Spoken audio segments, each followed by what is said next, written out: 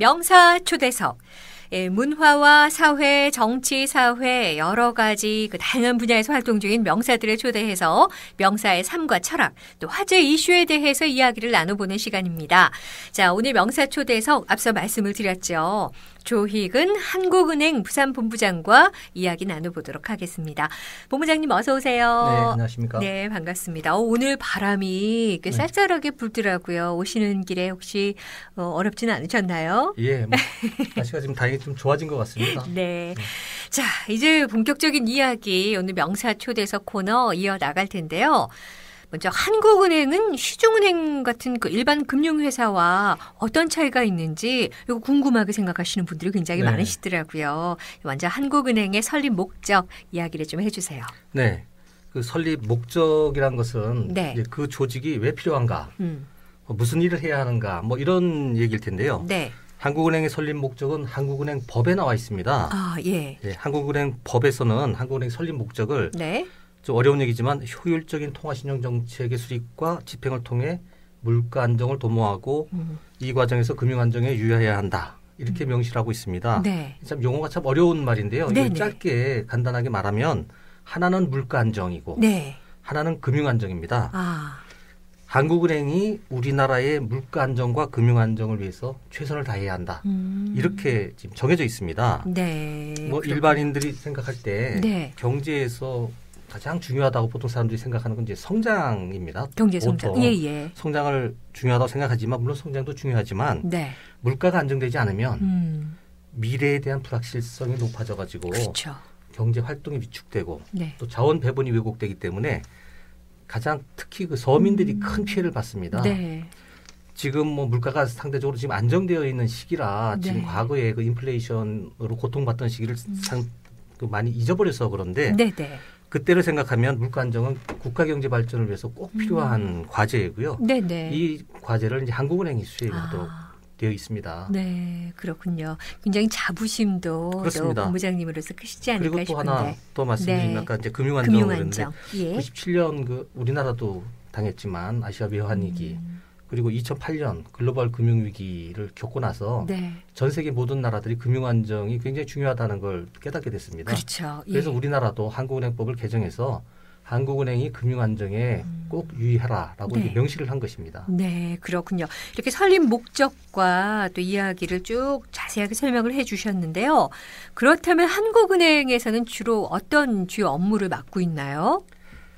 한국은행은 그야말로 중앙은행이기 때문에 아까 말씀드렸던 이제 물가 안정과 금융 안정을 위한 업무를 기본으로 하면서 중앙은행이 보통 하는 일을 하고 있습니다. 가장 기본적인 업무라고 한다면 우리나라의 법화, 돈을 발행하는 일을 하고 있습니다. 그러니까 돈을 만들어서 경제활동에 국민들이 쓰도록 적절히 공급하는 그 업무를 이제 발권 업무라고 이제 저희가 말하고 있는데요. 그렇게 발행된 돈이 가치가 유지되도록 하던 것.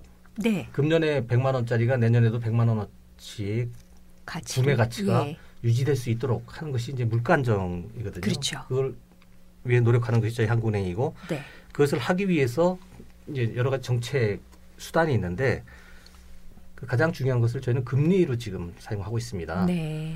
이런 이제 통화신용 정책이라고 하는데 이 과정에서 금융기관에 대출을 해주기도 하고 금융기관에 예금을 또 받기도 합니다. 한국은행이. 근데 금융 안정을 위해서는 이제 현재 금융 상황이 얼마나 위험한지 또 안정적인지를 모니터링하는 것이 가장 중요하고요. 그래서 한국은행은 금융 상황을 항상 모니터링해서 국회라든가 금융통화위원회 또 이런 대내외 기관에 정기적으로 지금 보고를 하고 있습니다.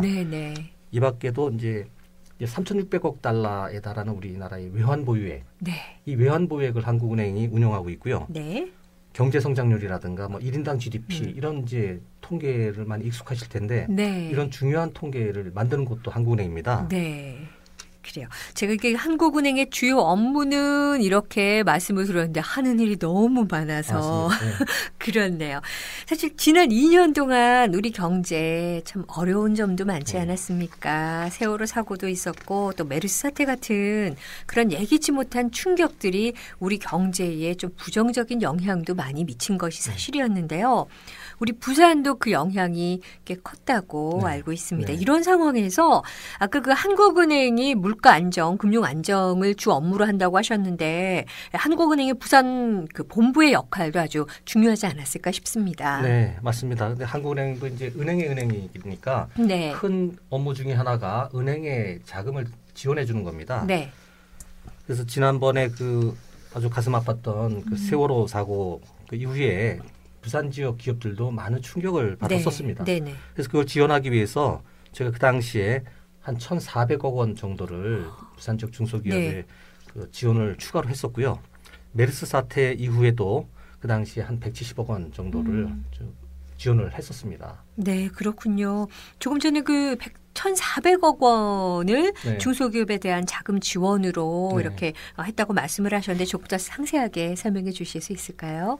네, 요 금액은 이제 원래 한국은행이 하는 것에 더해서 네. 1,400억 원을 추가로 한 것인데 추가로 요거는 직접적으로 저희가 중소기업에 대출을 하는 것은 아니고 네. 저희가 은행을 통해서 지원을 합니다. 저희가 그렇군요. 원래 기업에 직접적으로 대출을 하지 못하도록 되어 있습니다. 말씀하신 것처럼 은행의 은행이기 그렇습니다. 때문에 은행을 통해서 저희가 이렇게 지원을 했습니다. 그렇군요. 이거는 이제 계속되는 것은 아니고요. 이런 국가적인 경제 위기라든가 이런 상황이 있을 때 그때 한국은행에서 정책적으로 판단을 해서 얼마를 지원하는 게 좋겠다. 그렇게 지원을 하는 것입니다. 네. 어렸을 때요. 그러니까 멋모르던 때죠. 저 같은 경우에도 왜 은행에서 특히 한국은행에서 돈을 많이 찍어서 나오면은 그것만 받으면 부자가 될 수 있을 거라고 착각했었던 그런 돈이 많이 있으면 부자입니다. 네. 어린 시절도 있었거든요. 자, 부산 본부가 그런 제 기억에도 아주 어렸을 때부터 있었기 때문에 지역 본부들 중에서도 가장 규모도 크고 오래된 것으로 알고 있는데 한국은행 부산 본부의 운영 방향이라고 한다면 어떻게 정리를 좀 할 수가 있을까요? 네. 가장 근본적인 것은 한국은행은 중앙은행이기 때문에 정책적인 것은 본부에서 다 결정합니다. 금융통합위원회라고 정책을 결정하는 위원회가 서울에 있고요. 저희는 이제 부산 지역에서 부산 지역에만 적용할 수 있는 것을 저희가 운영을 하고 있는데 이제 저는 2016년도 이제 부산 본부의 운영 방향을 부산 경제의 회복 지원 정도로 지금 설정하고 있습니다. 부산 경제의 회복 지원. 네. 정해놓고 이게 광고하고 하는 건 아니고요. 저희가 직원들이나 이렇게 얘기할 때 금년에는 여기에 좀 더 중점을 두고 업무를 하자라고 하고 있습니다. 그 이유는 이제 부산이 그 한때는 우리나라 제조업의 중심지였습니다. 국가 경제 성장을 이끌어가는 도시였는데 지금 이제 좀 정체 상태에 빠지고 그런 상황이라 이제 과거의 위상을 좀 회복해야 되겠다. 근데 한국은행이 가지고 있는 그 지원 수단이 상당히 제약이 많기 때문에 한국은행이 할 수 있는 일이라는 것은 사실 가장 큰 게 돈을 지원하는 것이거든요. 그것을 그 돈을 지원받을 수 있는 중소기업들을 좀 더 돈이 필요한 기업을 선발해서 집중적으로 좀 많이 지원하는 게 좋지 않겠나. 그래서 금년에는 그런 쪽으로 좀 그 연구를 하고 있고요. 그리고 부산 발전을 위한 아이디어 제공에도 지금 노력을 하고 있습니다. 부산 발전을 위한 아이디어. 아이디어라는 것은 그 전문적인 이제 아이디어를 말씀드리는 건데요. 부산 지역의 전문가들, 교수분들이라든가 이런 전문가들과 한국은행에 있는 어떻게 말하면 인재들이라고 할 수 있죠. 한국은행 젊은 인재들하고 합쳐서 공동 연구를 많이 합니다. 그래서 그 연구 결과를 부산시라든가 여러 관계기관에 전해주고 아이디어를 제공을 하는 것이고 그리고 대학생들을 대상으로 경제 교육을 많이 하고 있습니다. 네, 아주 다양한 방면에서 또 부산 경제 회복을 위해서 노력을 지금도 계속해서 하고 있는데요. 말씀하신 걸 쭉 들으니까 이 부산의 위상을 높이는데 역량을 총 집중하겠다. 이런 본부장님의 의지가 좀 느껴지는 것 같습니다. 자, 그러기 위해서는 일단 지금 부산 지역 경제가 조금은 어렵다 이런 상황 느껴지는데요. 경제 상황을 좀 정확하게 파악하는 일이 우선이 아닐까 싶거든요. 본부장님, 우리 부산의 경제 상황이 지금 어떻습니까? 그 최근 동향을 이제 간단히 말씀드리자면 우리나라의 수출이 20개월 연속 감소하고 있고 결국 이제 그게 부산 경제의 어려움과 직결되어 있다고 할 수 있습니다. 기업들이 느끼는 그 체감 경기도 좋지 않고요. 특히 이제 부산은 제조업 비중이 낮습니다. 그리고 서비스업도 그 부가가치율이 좀 낮은 업종이 많은 데다가 최근 인구가 감소하고 있고 고령화가 진전돼서 그 성장 잠재력도 많이 약화되어 있어서 그렇게 좋은 상황이라고 할 수는 없습니다. 수치상으로 봐도 GRDP라든가 성장률도 전국 평균보다 좀 낮고요. 다만 이제 2008년 이후에는 부산 지역의 기업체 수가 늘어나고 있다는 뭐 네. 이런 좋은 소식도 있긴 하지만 아직 네. 좋은 일자리가 많이 부족한 상황입니다. 그래서 이거를 갖다 극복하기 위해서 여러 가지가 있겠지만 짧게 말씀드리자면 네. 단기적인 성과에 집착하지 말고 기업이 성장하고 고용을 늘릴 수 있도록 네. 그런 환경을 꾸준히 조성하고 성장 잠재력을 확충해 나가야 되지 않겠냐. 네. 근로자들이 이 부산 지역에서 자기 아이들을 키우면서 살기 즐겁게 살아갈 수 있는 그런 환경을 만들어 주는 것이 네. 좀 꼭 필요하다고 그렇게 보고 있습니다. 네, 앞서 왜 제조업에 대해서 네. 또 말씀을 하셨는데 공단이 좀 부족해서 뭐 양산이나 김해 같은 부산의 인근 지역으로 기업이 떠나면서 한때 또 부산의 제조업이 추락을 하기도 했습니다. 하지만 뭐 지난 1990년대 신호공단이 또 들어서면서 제조업이 다시 부활을 하고 있는 그런 분위기인데요. 이런 부산의 제조업체들이 역량을 좀 더 강화하기 위해서 좀 부흥하기 위해서 우리가 어떤 노력을 하는 것이 필요할까요? 예, 요새 하도 뭐 서비스업 이런 얘기들을 많이 하지만 네. 저는 제조업이 사실 경제의 근간이라고 생각을 합니다. 네. 80년대 후반부터 부산의 제조업이 뭐 침체되기 시작해 왔는데 2008년 이후 기업이 좀 들어오고 있긴 한데 그 자체는 이제 바람직한 현상이라고 할 수 있죠. 근데 부산 지역 제조업체들의 역량을 강화하기 위해서는 네. 기업들의 일단 혁신적인 노력이 필요합니다. 네. 자기들이 적극적인 혁신이 필요합니다. 네. 물론 혁신을 하기 위해서는 시간도 오래 걸리고 돈이 많이 들어갑니다. 그렇지만 그런 기술 혁신을 통해서 생산성과 경쟁력을 높여나가지 않으면 오래 생존할 수 없다고 생각하고요. 네. 작년에 저희가 이제 연구한 바의 결과에 따르면 부산 지역에서는 R&D 지식 인프라가 좀 취약하다. 네. 이렇게 나타났었습니다. 네. 그래서 그러니까 투자 환경 부분을 좀 개선을 해야 되겠고요.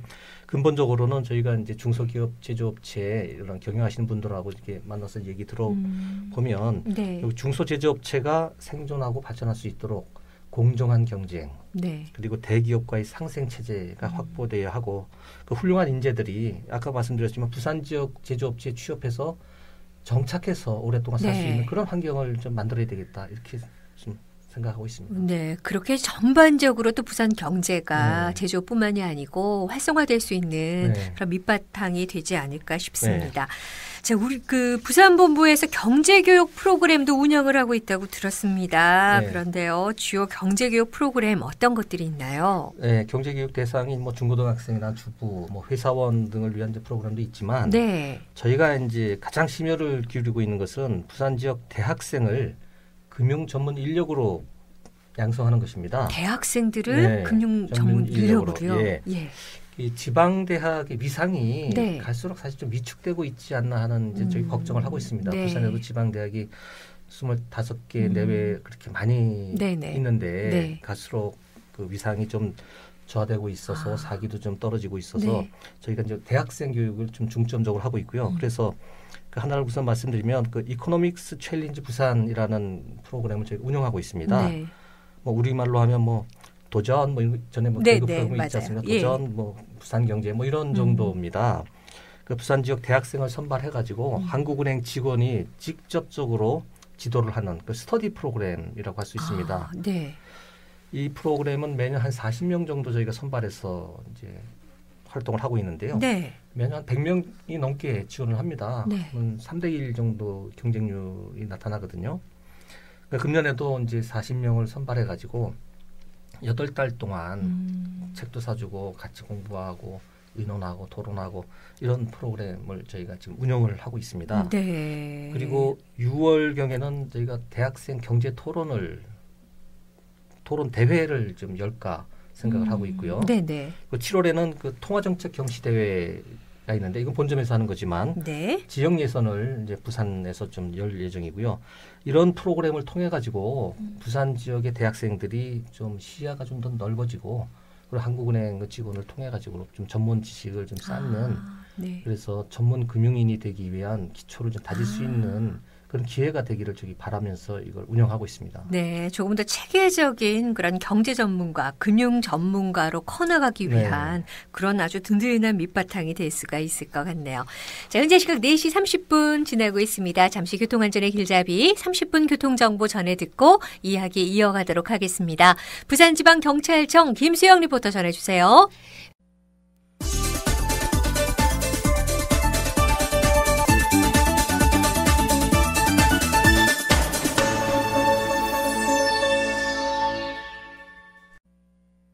네, 오늘 명사초대석 조혜근 한국은행 부산본부장과 이야기 나누고 있습니다.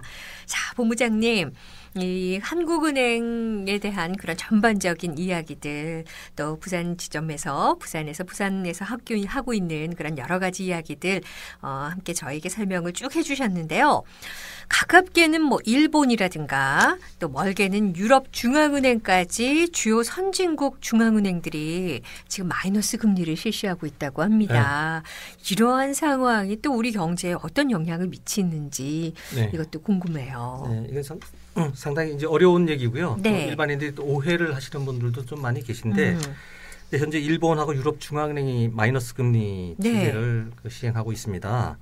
이 마이너스 금리라는 것은 우리 같은 일반 시민이 은행에 예금할 때 적용하는 그런 금리는 아닙니다. 그런가요? 예. 네. 당연히 저희 같은 사람들은 뭐 시중은행에 예금하면 뭐 하다못해 1%, 뭐 0.5%라도 이제 그 금리를 이제 준다고 생각하고 이게 마이너스 금리면 우리가 예금을 하면 오히려 100만 원을 맡기고 찾을 때 그럼 90만 원만 돌려받는 건가 이렇게 이제 생각하시는 분들도 많이 계신데 이거는 개인 간의 거래에 적용되는 것이 아니고 중앙은행과 은행과의 거래에서 적용되는 금리입니다. 그러니까 일본은행이나 유럽 중앙은행에 대해서 은행들이 예금을 할 때 그때 그 받는 그 돈을 보통 그 지급 준비금으로 처리합니다. 은행에서는 지급 준비, 그 중앙은행에서는 지급 준비금이라고 하는데 통상적으로 여긴 이자를 안 줄 때도 있고 이자를 줄 때도 있습니다. 은행에 대해서. 근데 이렇게 받는 돈에 대해서 중앙은행이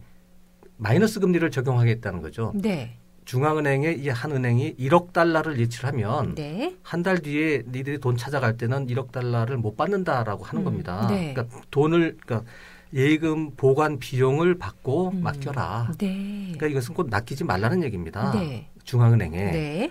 맡기지 않으면 은행이 뭘 하겠습니까? 그럼 자기네 금고에 돈을 채워놔야 되는데 중앙은행에 맡겨놓으면 편한데 그걸 자기네 금고에 맡겨놓느니 기업에 대출하는 게 낫지 않겠냐. 그래서 강제로 비용을 내고 중앙은행에 예치하는 것보다는 기업에 대출 금리를 좀 덜 받더라도 대출을 많이 해줘서 그래서 경제를 살리자 이런 취지로 워낙 경제가 안 좋으니까 이런 아이디어까지 나오는 겁니다. 보통 마이너스 금리 이러면 앞서 말씀하신 것처럼 이게 개인 간으로 착각을 해서 이제 은행에 돈 맡길 때 이제 내 돈 주고 맡겨야 되는 세상이 된대 이렇게 생각을 했는데 그거는 아니고요. 그게 아니라 그런데 이제 아까 말씀하신 거는 이제 그러면 이것이 우리나라에 어떤 영향을 미칠까 이런 걱정들을 좀 하시는 거 아닙니까? 이제 일본과 유럽 중앙은행에서 이렇게 마이너스 금리를 하고 금리가 낮고 제로 금리 이렇게 얘기를 하는데 그렇게 낮으면 근데 우리나라는 아직 제로 금리까지는 아니거든요. 예금을 하면 이자를 줍니다.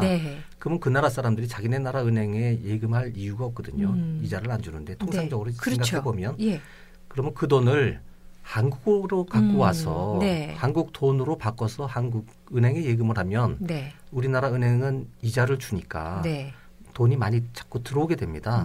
들어오게 되면 환율이 영향을 받거든요. 그러면 원화값이 비싸집니다. 그러면 이제 환율이 이제 절상된다고 하는데 그러면 이런 것은 환율의 절상은 수출업자한테는 상당히 큰 타격이 되는 겁니다. 똑같은 물건을 팔아도 자기들이 받을 수 있는 원화 돈이 줄어들기 때문에 가뜩이나 지금 수출이 안 되고 있는 마당에 환율까지 내려가게 되면 점점 더 큰 타격을 받거든요. 그래서 이제 걱정들을 많이 하시는 거고 거기에다 금융 측면을 좀 더 생각을 해본다면 이런 외국 자본이 들어왔다가 이 사람들은 언제든지 마음에 안 들면 돈을 갖고 나가버립니다.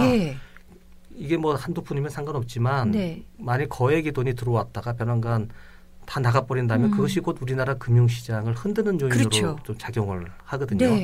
그래서 이제 저희가 이제 이런 그런 걱정을 하는 것인데 이런 점에 대해서는 저희 한국은행이나 정부에서 다 잘 알고 있고 항상 모니터링을 하고 있습니다. 그래서 그런 것에 대해서까지는 큰 걱정을 하지 않으셔도 된다고 이렇게 말씀을 드리고 싶습니다. 네, 지금 말씀하신 거 쭉 들으니까 왜 한국은행에서 부산 본부에서 하고 있다는 그런 경제 프로그램에 제가 좀 등록을 해서 배웠으면 하는 생각이 드네요. 대학생이 아니시기 때문에. 그렇군요.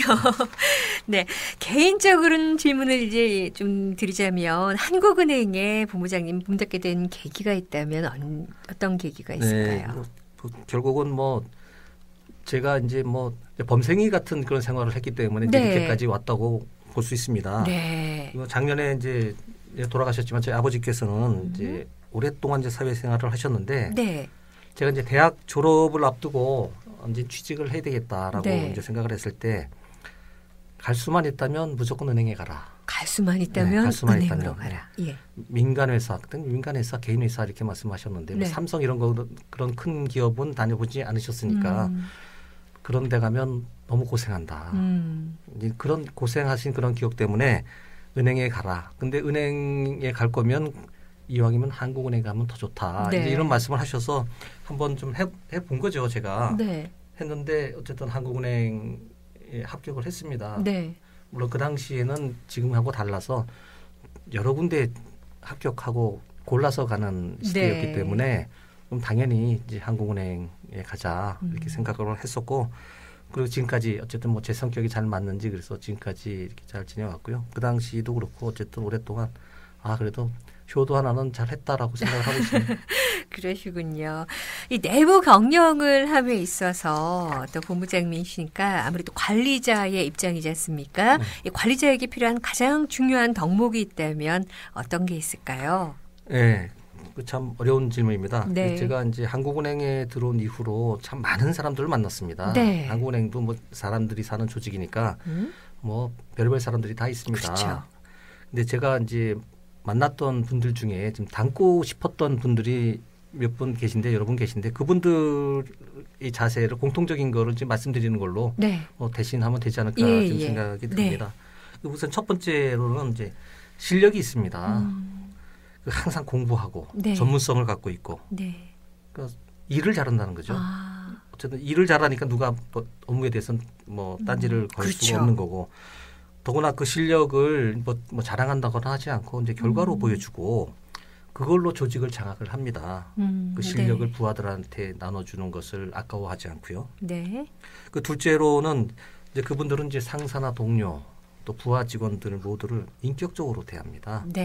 주위 분들이 뭐 실수를 한다거나 뭐 이것저것 부족하더라도 그 자존심 상하지 않게 좀 배려를 한다거나 이렇게 하는 그런 모습을 많이 봤거든요. 물론 그렇지 않은 분들도 사실 있기 때문에 이게 대비돼서 이제 많이 배우게 된 거였습니다. 마지막으로 이제 그분들은 이제 부하 직원을 믿고 그 기회를 주려고 많이 합니다. 많이 부족한 직원이 간혹 있을 수 있는데 그런 직원에게 대해 진심으로 너는 이쪽으로 이렇게 가는 게 낫겠다. 그런 그 충고를 해주고 그렇거든요. 그리고 한국은행 같이 그 인재가 많은 직장 전부 다 인재라고 생각하시면 되는데 그 중에서도 또 실력하고 인격을 갖춘 분들을 전 좀 많이 만나가지고 좀 닮으려고 노력을 했는데 그럼 뭐 아직도 많이 모자랍니다. 지금 한 4가지 덕목을 말씀하셨는데 이게 항상 마음에 두고 계신다는 것 항상 아니겠습니까? 두고 있을 수는 없겠죠. 본인 스스로 이렇게 점수를 좀 주신다면 나는 한 몇 점 정도의 관리자라고 할 수가 있을까요? 글쎄요. 그거는 뭐 잘 모르겠습니다. 마음에 담고 있은 만큼 또 더 많은 점수를 받고 계시는 분이 아닐까 싶습니다. 자, 마지막으로요. 한국은행이나 또 시중은행 이렇게 금융계 문을 두드리고 싶은 어떻게 보면 이게 후배들이라고 할 수가 있어요. 취업 준비생들에게 해주고 싶은 말씀이 있으시면 좀 부탁드리겠습니다. 금융계 특히 그쪽에 말씀하십니다. 그렇죠. 사실 요새 그 취직하기가 뭐 너무 어렵다고들 하는데 특히 금융회사 취직은 이제 금융고시 뭐 이렇게도 얘기를 합니다. 아마 안정적인 직장이니까 정년도 있고 해서 그래서 인기가 많지 않나 싶은데 근데 이제 금융계를 지원하려는 그 취업생들에게는 이제 앞으로 환경 변화를 좀 생각해야 되지 않나 저는 그렇게 그런 얘기를 먼저 좀 하고 싶습니다. 은행이 이제 안정적인 직장의 대표로 꼽혔습니다. 물론 네. 저도 그래서 저희 아버지도 이제 한국은행으로 어쨌든 네. 뭐 무슨 일이 있어도 월급은 준다 이런 이제 생각을 했었는데 앞으로는 점점 이제 정년까지 버티기 힘든 그런 환경이 되고 있습니다. 그리고 이제 핀테크 이런 발달 네. 등으로 인해 가지고 금융 인력이 얼마나 또 줄어들지 그것도 알 수가 없습니다. 그럼에도 불구하고 금융계에 취업하자고 할 경우에는 자기가 이제 가고자 하는 업체 근무 환경이나 업무 내용들을 사전에 좀 미리미리 좀 알아보고 각오를 좀 하고 나 진짜 가도 후회를 할지 안 할지를 네. 미리 좀 생각을 해야 됩니다. 그 은행이라는 것이 직장으로서 진짜 많은 장점을 갖고는 있습니다. 네. 실제로 그렇지만 뭐 대체로 보수적이고 네. 그리고 또 실적 경쟁이 심하고 또 야근도 많습니다. 네. 뭐 아닌데도 지금 대부분이 그렇습니다. 그리고 복리후생제도도 갈수록 축소되고 있고요. 네. 뭐 급여 수준도 뭐 앞으로 어떻게 될지 아무도 모릅니다. 네. 지금 뭐 더구나 공공기관 개혁이니 뭐 이런 게 나오는 마당에 이게 상당히 불확실성이 많기 때문에 진짜 이게 내가 가서 평생 일할까 뭐 아니면 뭐 잠깐 경험을 쌓아가지고 다른 데로 갈지 그런 생각을 판단을 좀 잘 하시기를 바라고요. 그래도 어쨌든 응시하기로 결심을 했다면 네. 각 은행 기준에 맞춰서 각자 잘 준비하셔가지고 네. 잘 또 합격하시길 바랍니다. 네, 오늘 이게 본부장님께서 하신 말씀 들어보니까 정말 이 후배들을 아끼는 마음에서 이런 어려움도 있으니까 이렇게 실제적인 이야기들을 좀 해주시는 것 같아서 참 마음이 뿌듯하다는 그런 생각이 듭니다. 아까 관리자의 4가지 덕목 외에도 우리 부산 본부장님 부드러움과 유머 감각까지 함께 겸비하고 계신 그런 분이 아닐까. 그렇게 판단해 주시니까 고맙습니다. 네, 생각이 드네요. 자, 오늘 명사초대석 조익은 한국은행 부산 본부장과 함께 이야기 나눠봤습니다. 귀한 시간 내주셔서 감사합니다. 네, 고맙습니다. 네, 교통안전의 길잡이 45분 교통정보 이어집니다. 부산지방국토청 김진수 리포터 전해주세요.